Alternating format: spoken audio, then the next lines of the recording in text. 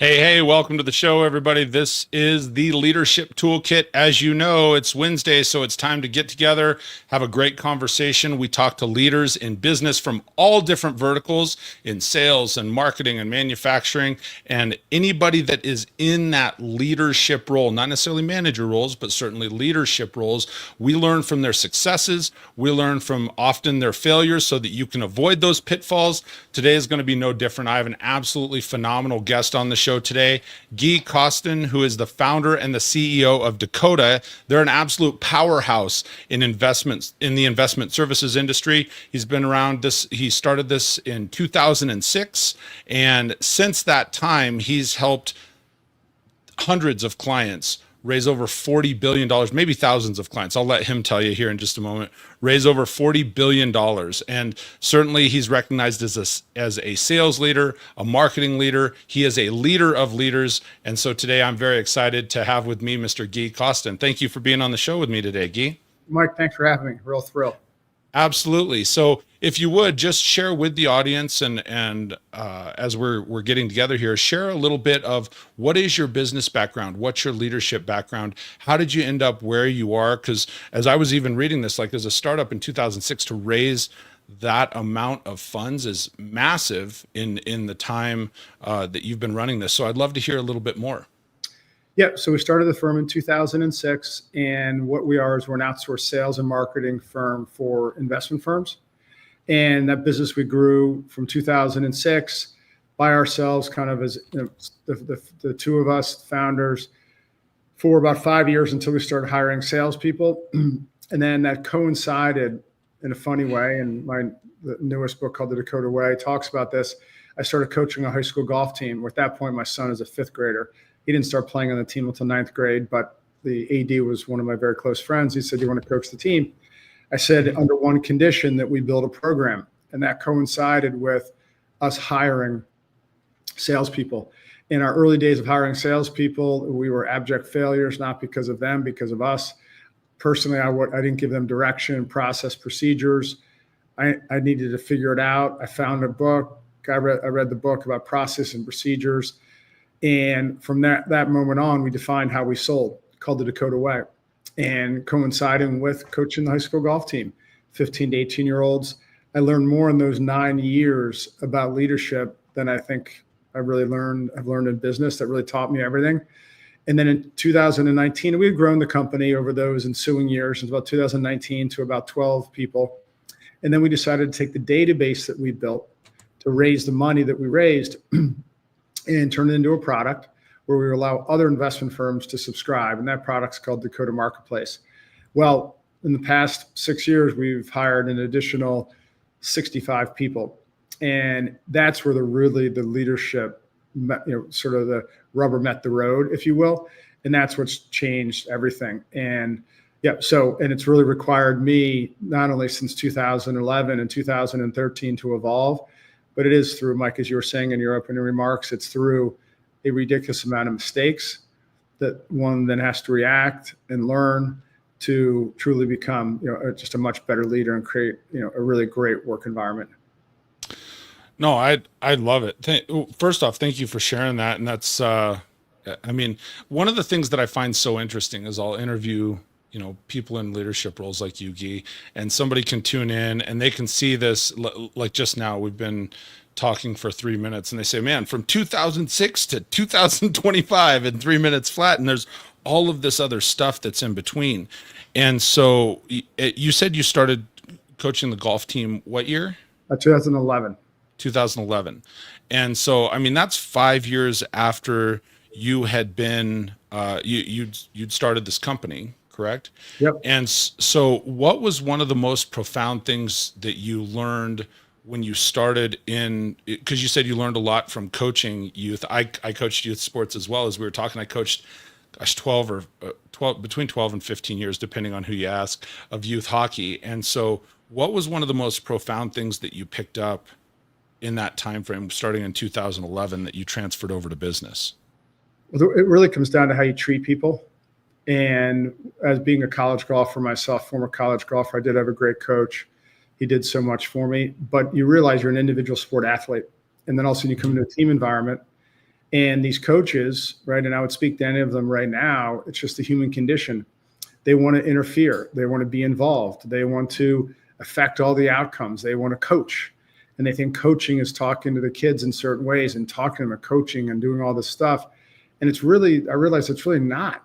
That's not what it's about. It's creating an environment where they can thrive. And if you look at an individual athlete, they spend all long playing on their own with no coaching, generally. I mean, Sure. no, right?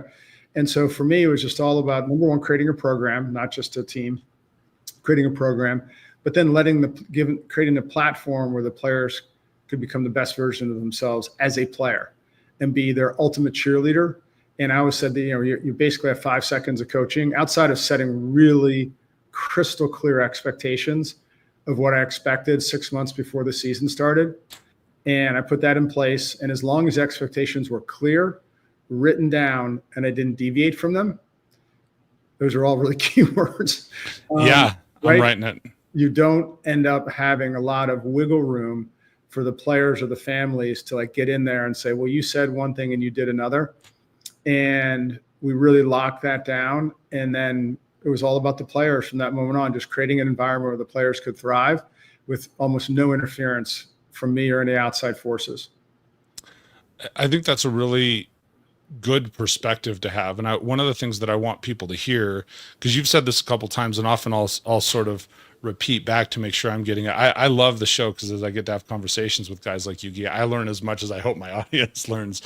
One of the things that you've said several times, you said we're creating a platform rather than just a team. Can you expand on that? What do you mean by, hey, we're creating a platform? Because that's something I feel like you took from that time and you definitely carried it over to business. Can you expand on that thought? Sure. The whole goal of a program, a platform where people can be successful, that's scalable and sustainable. And you only can do that with very clear principles that you stand by, standards. There's a lot of different words to describe standards, core principles, core values. And then you're consistently applying those. So you basically can't say one thing and do another. Said another way, if you have core principles that are clear as day, and then something gets off track, you simply point to the list of the core principles that you've outlined. And those core principles for any organization, I personally believe, should be in their vernacular. It should have meaning to them, not necessarily to the outside world. So that means it requires a lot of thought of what you stand for. And once we put that into place, that platform, it doesn't require that much coaching involvement as it does just making sure everything stays on track. And that I didn't like anyone talking to my boys, if you will.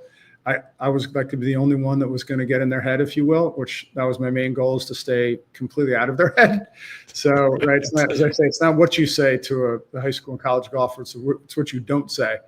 And then you get them great swag so they feel like a team, right? That's a key component to any team, is making them feel like a team physically as well as mentally.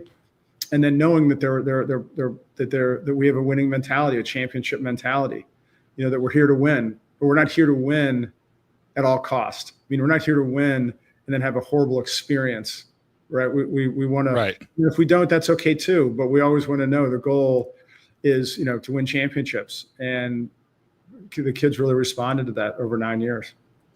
No, I think it's absolutely fantastic. I pulled a few other things, and I think this is really valuable because I remember this from my oldest son going through football.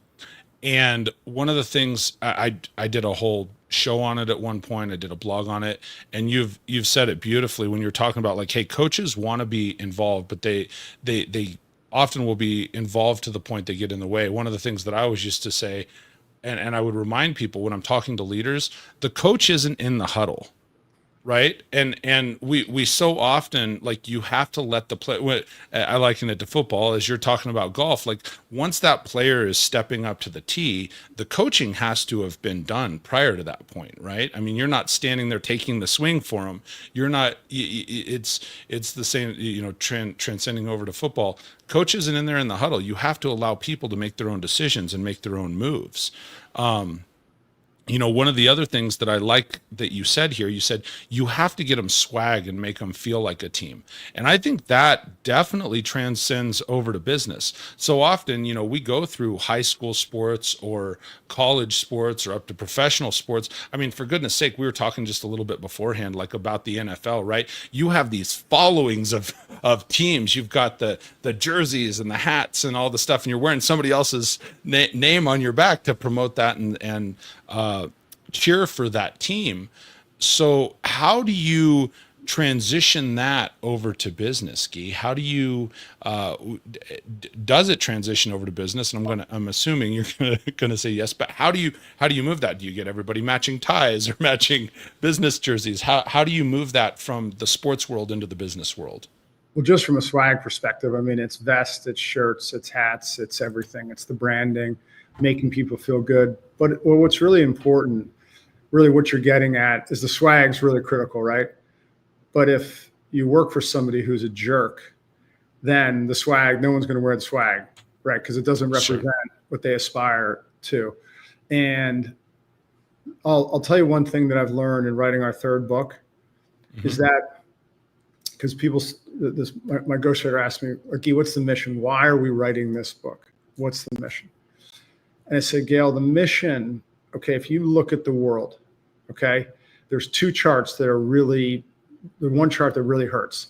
It shows the time that you spend with your kids as you get older, from when they were born over time, right? It's a straight line down, which means basically over time you spend less and less and less time with your closest family. That line doesn't show is the amount of time you spend at work. Or maybe there's a chart that interposes work. So you think about it, you work for 40 or 50 years and you're at work, okay? And then think about what you get at work. So you get your self-esteem, your dignity, your confidence, your professionalism, your expertise, how people look at you as a pro, your life's work, your creativity, your validation. I mean, the list goes on and on and on that we all, in some way, shape, or form, get from work. But drop in then on the top of that. What about how you're treated? What if you're not treated well? What if you're like, yeah, man, but I got to do this. This guy's such a jerk to me. It's horrible. You know what I mean? That's like, so, but we spend all this time at work trying to get all these things that are so meaningful to us in our lives. But then you have people that don't give the same level of thought to then how they treat people as leaders. I mean, it's like, if you sort of sit back and really think about that, and if you really processed it, then the only answer would be, all right, we need to figure out, every work environment has to be thought of so deeply that we're making it the best experience we can, of course, without sacrificing results. However, the conventional wisdom in general, especially in sports, is basically the bigger jerk I am, the more results I'm going to get, right? And so, like, no one ever said, hey, you know what, I'm just going to be really kind, be a good guy, right? Set really high expectations with clear accountability, right? But I'm going to do it with kindness, right? And then, people are going to tell you, you're going to sacrifice results. I fundamentally disagree with that. Okay. You can have your cake and eat it too. And I think that, but if somebody put the math problem in front of you, like I just did, 50 years of work, this block, and all the stuff that you want to get out of it to become the best version of yourself. Meanwhile, a lot of times you just treated not well by your boss or your leader, or because the leader didn't treat you well, they treat other leaders poorly, then your teammates treat you badly, or whatever it is, or they feel like they can say certain things that they shouldn't be saying, or whatever it might be. We all know those things. Does that really make it a great experience of working for 50 years? I had no choice. I had to work there, but I had to take it, So that's why I think this is such an important topic. Well, and this goes back to what you said earlier, because as you were talking about in the one, piece when you were saying, hey, this started with the golf team and moved over to business. I love the values that you have. I really, really love the values that you have. Like when you're saying, hey, just be kind to people and you can have your cake and eat it too. When you're having clear expectations, the three things you said, and I know I'm repeating this, but I think it's so valuable and people need to take note. Clear expectations, you write them down, because I think there's so much value. There's so much strength. And once you've written something down, it's real, and I think there's value in that when it comes to work.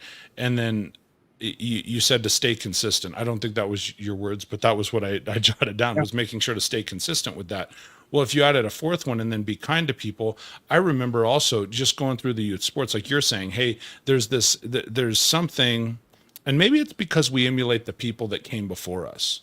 We emulated the prior leaders. We emulated the prior coaches. The irony is, like, if you get into a coaching role or you get into a leadership role, and lots of people that watch the show, man, they'll go, man, I want to get my shot. Give me my shot, right? I could do this thing better than the predecessor. And then what happens is we fall into that trap of, we do the same things that the person that came before us did that we hated anyway. Have you seen that, experienced that in business? That's life, and that's everything, because you just continue on the chain, right? You got to break the chain, as they say. And a lot of times it comes from parenting, right? I mean, that's, my dad did it. My dad treated me this way, so I'm going to treat you this way. Yeah. I used to get butt whoopings. So guess what? I'm a hand-me-down butt whoopings. I'm from that generation for sure. So let me ask you, as you think back and you've gone through these different stages in business and in life, and what are some ways that you might recommend for somebody, hey, they're moving into leadership, what can they do to break that cycle? So first off, I would say that, I've had my Bobby Knight moments. I'm very transparent with everybody about the Bobby Knight moments. I share, how I came along this path. So Sure. I didn't come along this path of perfection. I came making mistakes. And when you look at a kid in 2011, the first match, the first day I'm coaching, he hits a 3 with out of bounds. The out of bounds is right on the right-hand side. I looked at him, I go, Mac, are you kidding me? Like, what were you thinking there? And that look on his face, when he looked at me, I was like, oh my God, I can never do this again. He looked at me like, he's basically looked and said, the last 2 months, I actually thought you were a good guy. He said that? No, that's what his face, that's his facial expression said to me, and he's like, I actually thought you were actually a cool guy. And I looked at him and I said, this is not how this is going to go. And from that moment on, because it's a dumb question, because obviously he wasn't intentionally doing that. Sure. And there was a much better way to use my words, right, to affect change, if you will. And so the ways that I would recommend, right, to people to think about leadership is number one, you have to have clear standards. That's number one. And you have to write them down. You have to have core values. Number two, you have to start with the end in mind. So if you're coaching 8-year-olds on a baseball team or gymnastics, whatever your sport is, Mm-hmm. what's the result you're looking for at the end of the season? And then I always made the kids. So this is what I would say to my kids that I coach in the golf team. It was a fall sport, and it ended typically November 7th-ish. Yeah. Because we played our arch rival. Yep. So I would say to them, you're going to leave this golf club with golf clubs on your shoulders.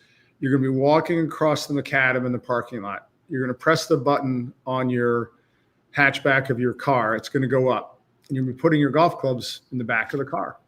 And at that moment, what do you want to have accomplished? Do you want to have won a league championship? Do you want to have won the state championship? Do you want to have run the table in the league, meaning gone undefeated?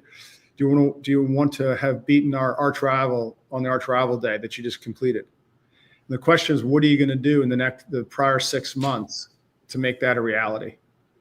So I just try to start with the end in mind. So as a coach, what do you want from a coach? Do you want them to have a great experience? Like, what you have to write down, or do you want them to come and say, hey, you know what, coach, it wasn't really fun. He yelled at us all the time. You're 8 years old or 10 years old. It made me really not like the sport. I was kind of done after that, right? So, but then you can extrapolate that right to the working world. When somebody walks through your office door at 8 a.m., what kind of experience do you want to have? Do you want to have a really nice office? Do you want to have coffee? Like, what are the things that you want to have do you want them to have clear expectations of what they should be doing each day? Like, there's, right, thinking with the end in mind. So, number one, your core values. Number two, starting with the end in mind of what experience you want people to have. And then I believe being consistent with your leadership approach. There's a lot of people that treat a certain group of people one way, salespeople, right? Where That's not like everyone has to be treated equally, the same, meaning Yes. all the same words, all the same tone of voice. You can't sit there and poke fun at someone publicly, but then someone else that does the exact same thing, you do none of that. It's complete consistency. And I think those three things, but the first part requires a ridiculous amount of thought, and so does the second part. And then the third part really is in action. Can you do it when you're in action? Super powerful. One of the things I picked up on too, I think we try and apply different rules. You said something along these lines, like you have to apply the same rules to everybody. And so often just the human condition, we apply different rules to different groups of people at different times, right? And you have to be able to break that. One of the things that you said when you were saying, hey, that golfer looked at me, I've been in that experience. Been in that experience with my kids, been in that experience with youth teams that I've coached. And I think one thing that I take from that statement there is words are really powerful. And especially when you're in a leadership role, you're in a coaching role, people are always watching. And so people that are watching or listening to the show, you need to be aware that someone is always looking at you and saying, hey, because that's what's going to determine some of the things, like you said earlier, the time we spent with our kids as it wanes, and the time that we spend at work as it increases. And somebody's always watching that, and they're determining how do I see this person? How do I look at them? What is their personality like? What are their character traits? Are they good? Are they bad? And so forth. And so I just think that's something that I took out of as you're talking there. Words are more powerful than we even think, and often give credit to them. So words are everything. I mean, words are everything in leadership, and anybody who's any different, they're nuts. Well, and then the action behind the words, certainly. I mean, there's certainly more to it than as we go. One thing, I always get a little ways into the show, and I want to make sure and share this. There's a couple of things here. Obviously, if you're interested in, fundraising, the fundraising database and so forth, I had this on the screen. I've had each of these on the screen a little bit, but I want to make sure for the audio podcast guests, if you're listening later, you can check out Dakota.com. It's just DAKOTA.com. And there's information on their fundraising database, be able to connect with Gui's company there. Also, if you wanted to connect with Gui more personally on LinkedIn, if you look him up, it's Gui Costin, Costin. You're the only one that comes up. I was able to easily find you, so you can connect on with Gui on LinkedIn there. And then certainly you've mentioned a few times, and I would love for you to expand on this. If they check out your personal website, you've got several books that you've offered there. It's GuiCostin.com. Again, same spelling, GuiCostin.com. They can book you to speak there. They can connect with you. There's information on your new book, The Dakota Way. Can you expand on, what's behind the book? What inspired you to write it, and then what is the Dakota Way? Because you've brought that up a couple times too, and I'd love to hear. Or maybe you've already shared that, and because we've talked about these three steps each time in leadership. But if you would expand on that for me, Gui, I would really appreciate it. Sure. When we started hiring salespeople, I think, as I mentioned, in 2011, we didn't have great success, and it was all my fault. And we didn't have any structure in place. And so when I found this book by Sam Carpenter, it really gave me a blueprint for how to start to establish how I did what I did as a salesperson. And then I took every single step that I took as a salesperson, and I codified it into 4 core principles called the Dakota Way. And it's just, think of a circle, right? And the circle keeps repeating itself. 1 is set expectations. 2 is to know who to call on, which translates into establishing your go-to-market, your TAM, who you're calling on. 3, in the investment business, once you're in the meeting, you have to be the most sophisticated storyteller. So core principle number 3 is know what to say in the meeting. And then 4, once you've done all this stuff, you've created all this activity, you have to store it somewhere. And so you have to have a killer follow-up system. And that's core principle number 4. So utilizing a CRM so you can have rapid recall of all of your activity and organize all of your information in one place. And it's those 4 things that we've coached our team, both on the investment sales team as well as the software sales team, to follow.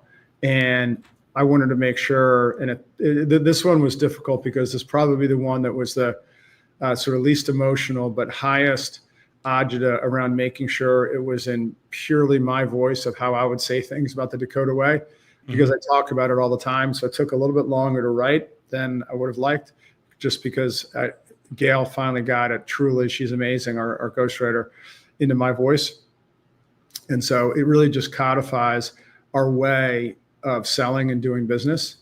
And then we have a slight leadership little blurb at the end of each chapter as just a quick leadership blurb. And then the third book's going to be called Be Kind, which is going to talk about all the leadership principles that I've learned along the way. And both books are really lessons learned in our industry, in the investment industry. There's really not any sales books that teaches you how to raise money or how to how to structure your business, how to say what you should be saying in a meeting, how to close out a meeting. And so we give some really I like to think of it as a Steve Covey. It's a jar. We're putting in the rocks and the pebbles, and then each individual person puts in the sand, kind of fills in the blanks, but we give them the rocks and the pebbles. And it's empirical. It's hard because it's emotionally charged, and it's hard to be disciplined to the 4 core principles. But if you follow them, I've never seen anyone follow them and not have success.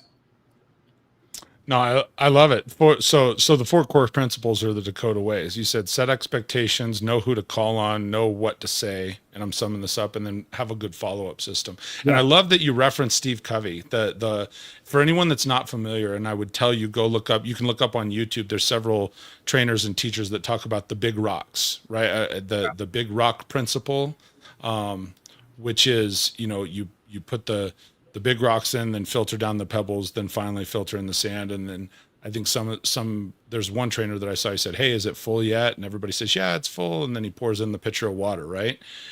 And I like the fact that you're saying here, look, we don't just give you the big rocks, but we give you some of the pebbles. We give you some of those other things to be able to be tactical about the approach and financial. Because like for somebody like myself, I would be out of my element. But I imagine based on how you're describing it, Guy, I could get in there and read it and understand it and start fundraising.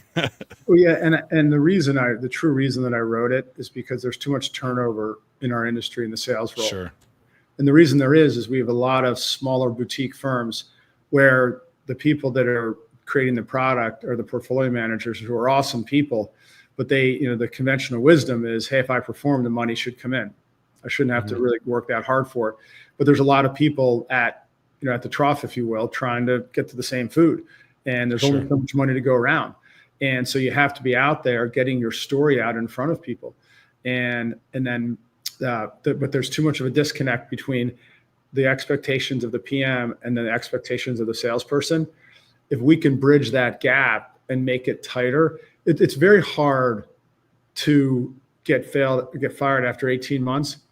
If you set up a plan with your boss, a sales plan, he agrees, she agrees, whatever that plan is, you agree with what it looks like.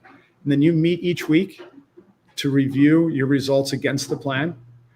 If you're going to show up empty-handed, then you're going to fire yourself. I can't help you there, right? If you're not going to do the work, then I can't help you. But if you're going to do the work and your boss is going to see you doing the work, the CEO is going to see you doing the work, and you're reporting progress against the plan, just that activity alone should give you at least 2 to 3 years of running room. Because we work in an industry that has very long sales cycles. Because from that, opportunities come up, people see that you're executing. That's the real reason. There's just too much turnover in our industry that's unnecessary. We just have to communicate better. Well, and I think that sales in general, on the outside, sometimes it looks easy. And oftentimes, because again, like I said, my background is in automotive for over 20 years now. And I used to joke, I was like, I'm not an automotive guy, I'm not a car guy, but then you're in it for a while, right? Like as you started, what did you do before you did financial services, or did you come right out of college and do it? No, I did real estate for the first 8 years.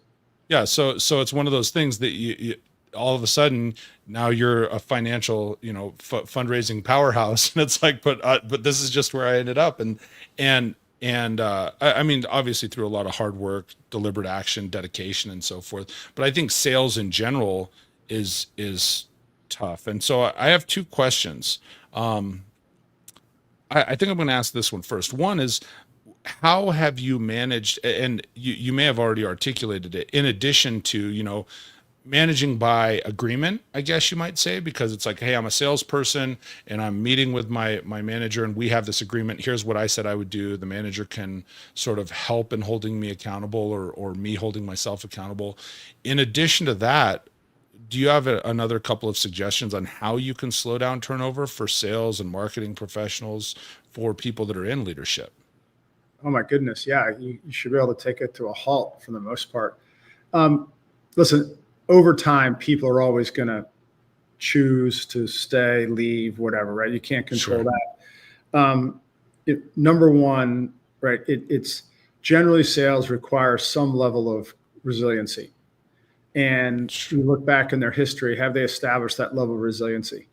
So you said sales is hard, which I agree with. But if you say, what do you mean by hard, right? It's emotional. It's emotionally taxing. Why? Because you're rejected all day long. Well, what do you mean you're rejected? Well, you're sending emails and nobody responds to you. And you send 30 emails a day trying to book a meeting with somebody and no one gets back to you. And then you start to feel sorry for yourself. Then you start to say, did I really go to college to send emails? Geez, all my other friends are doing all these cool things and I'm sending emails and no one's responding to me. So that you have to have that emotional resilience. Now, the leader, sales leader, has to have intense compassion for the emotional rejection that the individuals are going through. And then they have to help and create structures, really like support structures for that emotion, to have compassion for what they're going through.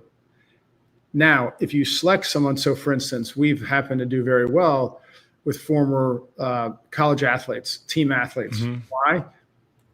I don't want to be so direct, but coaches, college or high school and college coaches generally aren't warm and fuzzy with all the players and tell them how great they are all the time and pat their back and say, you're the best thing that I've ever seen, right? It's a different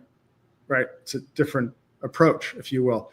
And the kids are kind of told, as I tease them a little bit, that you suck, right? But you still manage to keep playing. You love the sport. You get on the field, you compete, and you see it all the way through college. That means when they don't get a return email after 20 emails or 50 emails, there's no tears, there's no emotion. They just send the next ones. So I don't need to do any Myers-Briggs testing. So number one, you do have to make sure that you're hiring for the role, right? That somebody has shown some resilience.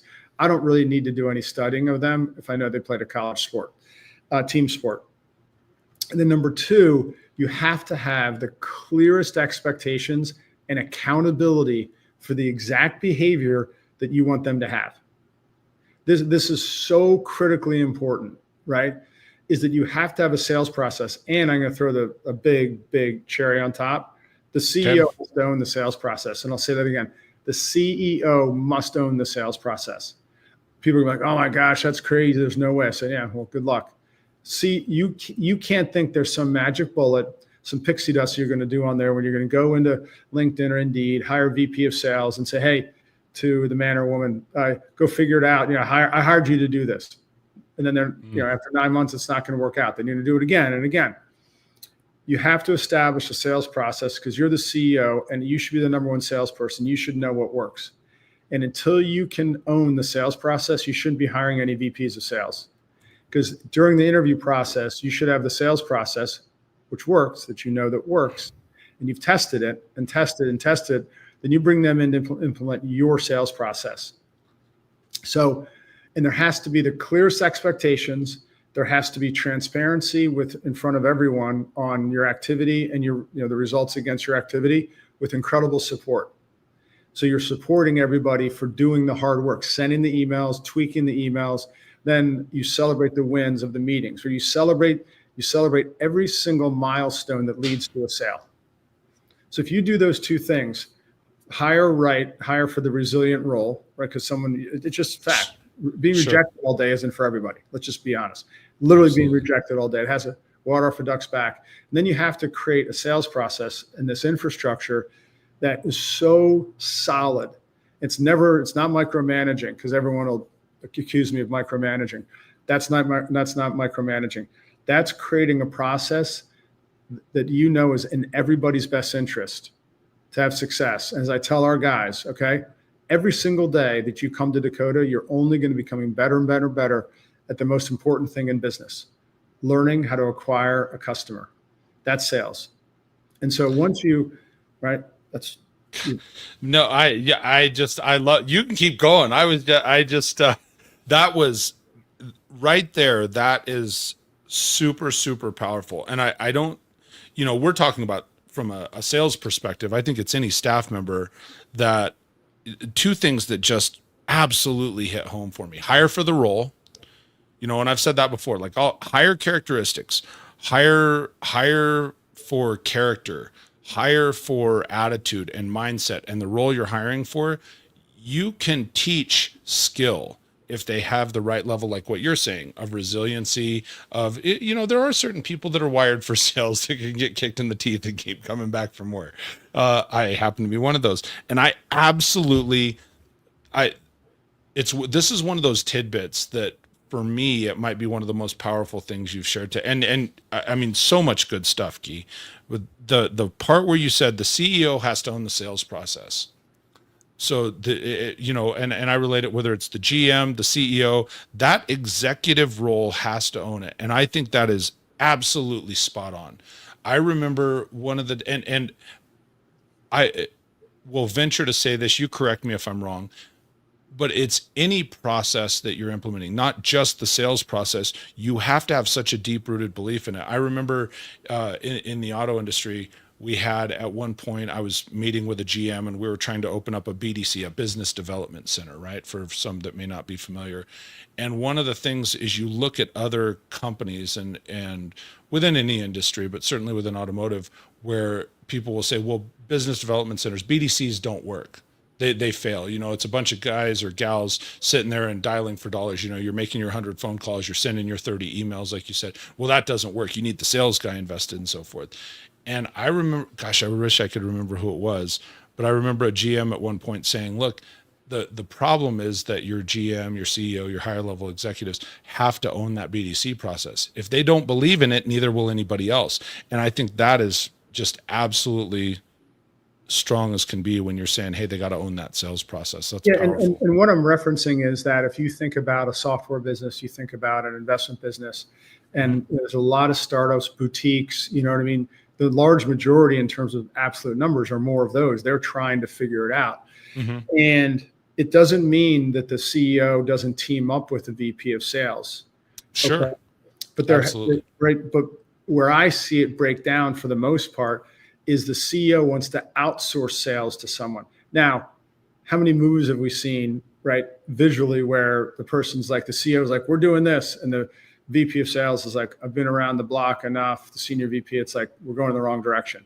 Now, sure, that would be the exception. So I'm not saying that certain CEOs and leaders aren't completely off base in terms of sales and the head of sales isn't being listened to. That's not what I'm speaking to here. So there are exceptions. That's not the category. Right. I'm in the category here of the CEO just doesn't want to deal. All they want to do is go to Indeed, hire a headhunter, however you're going to do it, get a VP of sales, sprinkle pixie dust, dude, you go figure it out. Then he wakes up 9 months later and he's like, what just happened? How come we're not hitting our numbers? How come it didn't work? Right. And you can't outsource that activity. That's all I'm saying. Yeah. And by the way, you are the CEO. You should be the number one salesperson. You should know what works, or you should be technically competent enough to sit down in a room with your top people and don't leave the room until you figure out what your sales process is and why and what works. Because that's what I'm really trying to define.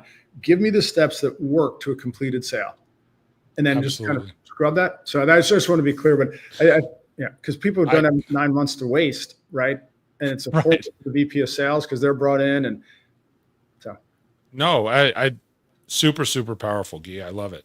I have two other questions here I want to hit on before this is just how my brain works. So we'll go one direction and then I'm like, hey, let's look over here. One of the things that you said, the second step in your core values of the Dakota Way was you need to know who to call on. How do you know who to call on from a leadership perspective? So the way we say it is we grow apples and we sell to apple buyers. We don't try to sell oranges to apple buyers. We're not in the convincing business. I mean, 1 out of 2 salespeople are trying to sell a product to someone who doesn't want to buy it, never will, but they're going to try to convince them. And success in pure sales is getting the quick no. Get the quick no. Qualify hard, right? Try to qualify before you talk to anyone.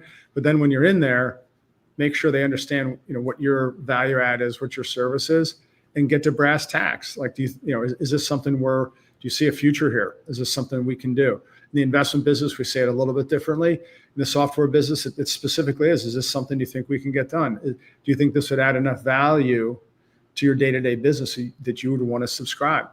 I mean, once they've had time to see the service, see the product, absorb it, and not sit there. And we get certain people in the investment business say, hey, look, you're probably familiar with Vanguard and indexing. They're like, nope, we just use Vanguard, we index, and we'll never go to active management, which means you're hiring a team of people that are really good at picking stocks and they can outperform the benchmarks. That's our industry in a short 2 seconds.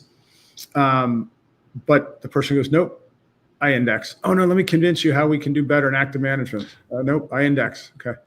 Like, no convincing. Just say thank you. Okay. Really enjoyed our time together. Right. And I'm going to move on. And then you put that person in your database, they index next. And and so we've made that where it's just move on, take the quick no and move. I think that's a really good line too. Get a quick no. And especially for sales, for leadership, I think that's powerful. What else were you going to say? Oh, so the knowing who to call on then is establishing your TAM, right? Your total addressable market, your types of people that ahead of time already buy your product or buy a version of your product, right? So so you just don't want to be calling people who it's hard enough selling something that exists already to somebody who is buying the same thing. Going cold is just more difficult. That should be the second derivative. The first derivative is, hey, you're like Apple was the best in the world at taking what already worked and just creating a much better version of what people are already being presented with. Yeah. Right. So the next question then is, because I'm curious how you'll answer this one, is then when you're getting in there, and again, if you look at this as a sales pitch perspective, a leadership perspective, whatnot, your third one was knowing what to say. How do you learn what to say? Because I think it's really easy to get words muddled up. It's easy to be in those situations where we say something and we're like, well, I got to put that back in my mouth. I didn't mean that. Didn't want to say that. How do you learn what to say? When we look at pitching an investment product, when you're face to face with a professional buyer, you should know going in that they're going to have 20 questions that they want answered. I call them table stakes. Okay. Take those off. You should be prepared to tell them the who, what, why, and when about who you are and what you do. So now, and then after the 2 minutes is over, we call it punching them in the nose. They're like this. They're like, okay, I'm very clear about your product and what I should be listening for. So then you went from, a lot of people go from 0 time to 35 minutes. And most of the time we get an hour. Now you have 25 minutes. You need to go from 0 to 2 minutes where you take all that off the table, all those questions. Okay, I'm crystal clear on what I should be listening for. Let's have a conversation now about how you manage money. Then you spend 58 minutes or 56 minutes in a conversation. And you always give the short answer first. And you're always asking them questions to further clarify. So I guess you might call it active listening. It's just, you got to ask the questions and get them talking about how they make decisions, what they're thinking about, or they start poking at you. Then you always close the meeting to say, hey, look, I really enjoyed our time together. Would you ever see what we do, you hiring us to be part of your client's asset allocation strategy? They say no, you're done. You never want to leave the meeting without answering the 2 toughest questions. 1, do you see us fitting in your portfolio? If so, 2, do you see your firm searching, or they call it a search in our business, over the next 12 months looking for a replacement or an addition to what you have today? If they say no, I don't see it, then there's no opportunity. But you wouldn't have known there's no opportunity until you actually got in the meeting. Then you put them on the mailing list, you stay in touch and go on to your next prospect. Then you don't go back to the office and someone says, hey, Mike, hey, Guy, how was the meeting with Joe and Susan? Oh, it's a great meeting. Well, why? Oh, no, it was great. We really connected. I had great buying signals. It was really, really good. Okay, did they wire 10 million to you in the meeting? Is that why it was so good? No, you don't understand.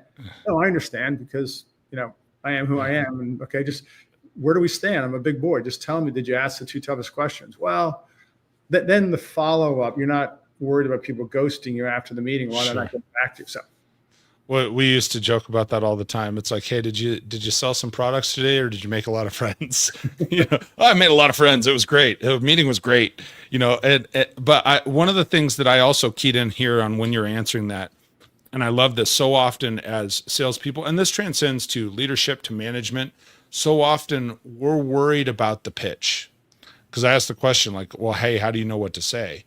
And the best part of your answer, you said, well, you might call it active listening. Like, you have to ask questions to know what to say, to tailor it to that person, to be comfortable. And that comes to management, that comes to leadership. I've always said, managing people, leading people, part of that is selling them on your way of moving forward. Part of it is selling them on your way of doing things, that this is the right thing. Like when you were talking about, CEO owning the sales process. Well, one of the things that you have to do is first you have to sell that sales process to those people. And so I love the fact that you really keyed in a lot on saying, well, hey, you got to ask questions. You got to have those conversations. It can't just be me spitting up and orating, Yeah, one thing I think about every day as a leader is I have to make sure everything I'm asking somebody to do is truly in their best interest in their career and their growth. And so, and I always posit it to them that way. And if I'm not, why would I ask them to do it? And especially when you're asking them to do hard things like send 30 emails a day to get rejected, right? But then you start to explain, you peel back the onion, you explain the why and why it's, what it's developing in them to learn how to acquire customers. Like, wow, okay, that's a game changer. Now this is getting me fired up. Like, yeah, because 0.1% of the people are going to be willing to do that. And if you're willing to do it, you're going to automatically have a massive head start on everyone else. Absolutely. So I'm curious, kind of last question here, and then I'll ask for some final thoughts and take us out of the show today. Who are some people, because it's easy for folks to tune in and they look at Guy and say, oh man, raised 40 billion, like you've authored books, had a ton of wisdom that you've shared with everybody today. Who are some people that you look to help guide you? Who are some, maybe mentors or people that you allow to influence and come into your brain so that you can learn and grow on the daily basis or weekly basis? I've just been very lucky to be exposed to some very, very talented people really over the course of my lifetime. Number one, my mom, my stepfather, two very accomplished people, but crazy positive people.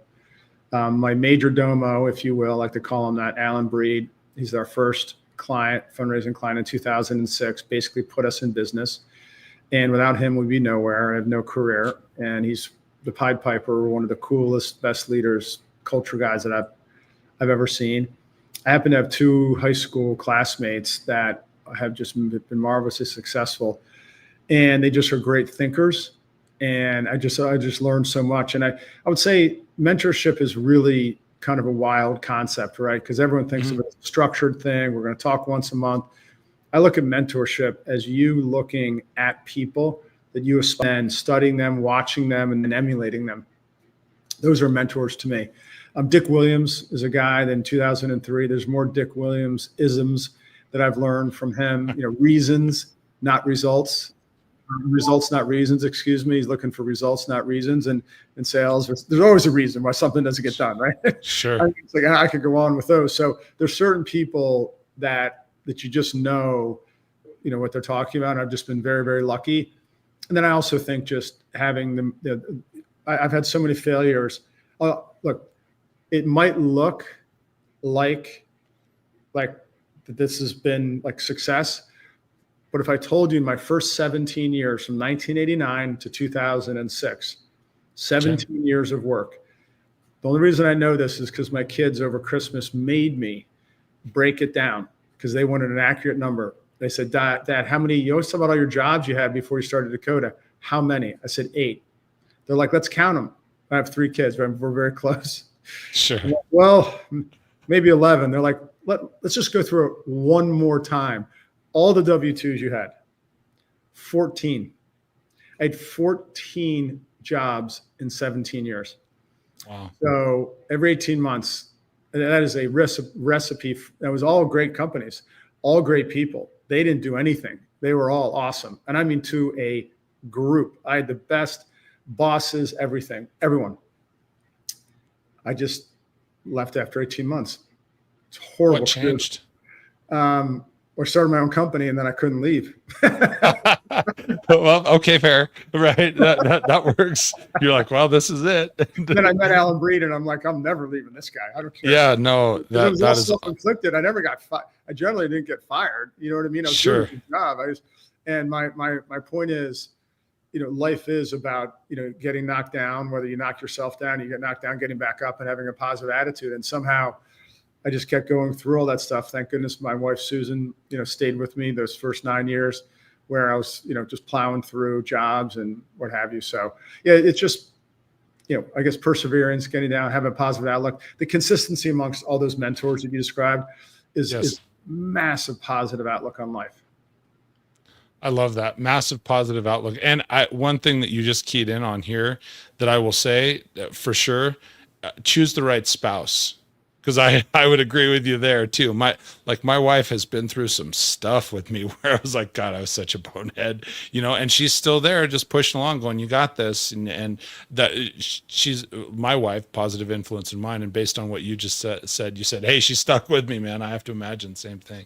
Absolutely incredible. Then another thing, one of my close high school friends said to me a number of years ago, he goes, just be really, really careful about good news and bad news. And so he always says, good news, bad news. Like something happens, good news, bad news, right? This person's elected, good news, bad news. This other person's elected, good news, bad news. The stock market's down, good news, bad news. You know what I mean? Like, yeah, right. You just be very, very careful before rushing to judgment on anything. That's where if you're learning a new sport, right? Like it just happened to me today and I made 2 mistakes and instead of, at the end, then that thing had to be over. I just thought to myself, all right, it keeps me coming back, right? Meaning just try to find the positive, right, in anything because it's good news, bad news, right? Just because something happened. And I guess Tom Brady's book, The 4 Agreements, the book that he reads a lot, I guess, you got to love yourself. And so in all of those failures, right, don't be so hard on yourself. That's important too because we can be tough on ourselves. And no one's perfect. We're always trying. And the reason I'm doing all this stuff is that, I've learned so many lessons and I just wanted to share them. I wanted to share them with our team and I wanted to share them with anyone who really cares to, learn about them, that hopefully it can help them in whatever situation they're in. Maybe it helps someone. And that's really what the motivation is. I think that's excellent, man. I'm going to go ahead and take us out today. A couple reminders. Thank you. First off, Guy, thank you so much for just sharing your wisdom, the insight. I've got, 2 pages worth of notes. I always do. And I love it, man. If you would hang out for just a second, I'm going to remind folks too, check out guicostin.com. It's GUICOSTIN.com. You can book him to speak. You can connect with him, check out his books, on his personal website. Certainly, if you're interested in connecting with him on LinkedIn, just search his name, Gui Costin, GUICOSTIN. And then any interest in fundraising on a grand scale here and getting more information on their fundraising database, you can go to dakota.com and connect there. So thank you, Guy, for joining me today. And then if you would just hang out for a moment, okay? Sure. Thanks for having me. Absolutely. Ladies and gentlemen, that is going to bring us to a close for another episode of the Leadership Toolkit. Just a reminder, please join me on Wednesdays at 12:05 p.m. Mountain Time, and that is 2:05 Eastern. So if you would jump in here, and I'm telling you, I have got just the best lineup of guests, the best people, and the best opportunities for you to listen and learn and grow. And just like today, I got so much great wisdom from talking to Guy. So if you would, do me a favor, throw a couple thumbs up on this. If you're watching on whether it's YouTube or Spotify, leave a rating. Most importantly, if you know somebody that this would help them move forward, that would gain something from this episode, share it with them. That's one of the most beautiful things you can do for somebody so that you can grow yourself and you're growing all of the people that are around you and that you influence. Thank you, everybody, for taking the time to tune in and join me today. Till we speak next, stay great. We'll talk soon, everyone.